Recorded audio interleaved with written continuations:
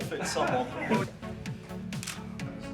I mean, this guy's an initiative hog, and despite the fact that White was trying to open up the game, he's figured out a way to unbalance the position, make it totally crazy, and it's not just a walk in the park for White anymore. No, not at all. And White would be better if the knight g4 resource was dangerous, but it is. Knight g4 comes in, it's really annoying, it threatens knight f2, it threatens knight e3, it's not so easy to parry. Yes, there's going to be able to blockade the isolated pawn. And knight b3 was answered by queen to e3, putting his queen in the heart of White's position and threatening the pawn on g3. I thought it was going to kick out by rook f3 though. And instead queen to f3, offering a trade. Perhaps even better because the endgame doesn't seem very pleasant for black. And queen e8, he's queen back looking for the h5 square. Maybe that was the problem with rook f3. He was thinking about going queen Back. e8 over. His queen was on one side and he switched it.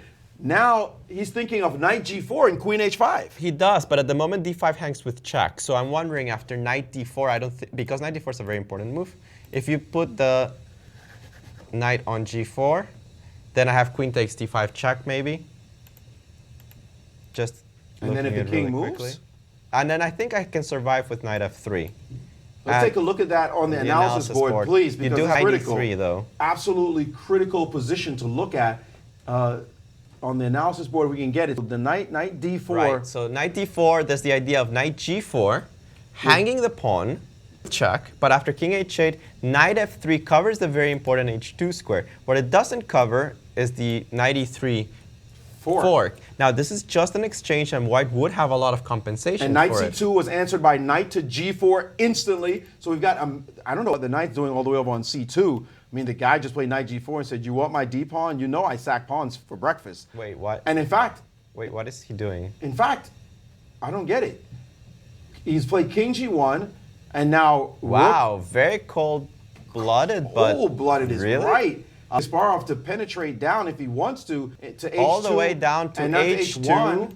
And this is just analysis, but I guess he's okay if I do all this. That is why he moved knight to c2. He's gonna on another king march. We saw his king march the last game, but now bishop to e7. At least in this one, he's not losing material immediately. But hold the fort because a rook on e8 will be finished. It's gonna be mate if he solidifies a rook on the e file some kind of way. So Short is now completely on the defensive with 1 minute and 32 seconds left. Kasparov with 44 seconds, and now queen takes d5 check, king moves to h8, sacrificing a bishop as Kasparov. What does he have planned? He can take on g2, but the question is how much compensation he really does have. And for he's this? going down with queen h2 check, king to f1, and he now can, and he's played rook to d8. Skewering the queen to the bishop. It can retreat and keep the defense. And keep the e8 square particularly, but something like a6, if he gets a rook on the e-file, the game, if he gets a rook on the e-file, the game will absolutely be over. So what can he do? He doesn't want to give away his bishop. This looks very suspicious for White.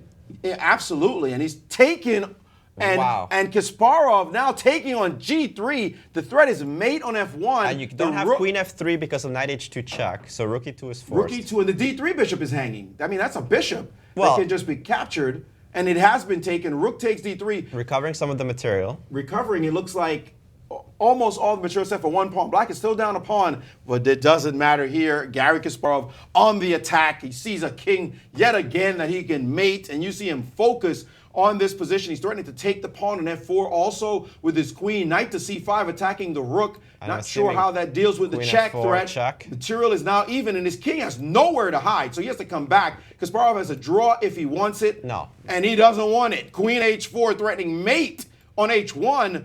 How do you deal with this one? Looks like g3 is the only move, but that's going to lose a critical pawn. This looks busted yet again. The mate threat on h1, what to do? It looks like no moves, Alejandro. I don't see any good way of defending. You could also try to put the rook away on the e-file, but then that meets queen f2 checkmate. It's over. It's over. This one is busted. The mate threat is going to seal the deal. He's played g3. Yeah, but after g3, and that's you just take give it me with the the pawn. rook. And come on, this is definitely done. No, it's completely winning. You don't 18 seconds and ticking down, and now knight to e6, rook Desperado, g8. just desperado. Desperate threat. Knight takes on g7. And does he have some kind of perpetual or Not something? even No, close. knight h2 check, ignoring the knight on g7. That knight's not doing anything. Now it's just discovered attacks with the rook, depending on where you go. If you take the knight, then the queen penetrates 7 seconds left on his clock. This is when This is it's done. Only 4 seconds to go. He's finally moved his king. Where's the discovery that does the knockout Rook blow? D3, I Instead think. of the discovery, knight f3, check, Oh, also very strong. and wow. king f2. And this move, Kasparov just relishing the possibilities here. And now he's played rook to h3 with check. The king has marched up the board to e3 and queen f4, king d3, knight d4, check, and e5. Checkmate on the board to finish off the match. A scintillating game by Garry Kasparov, yet again, completely dominating.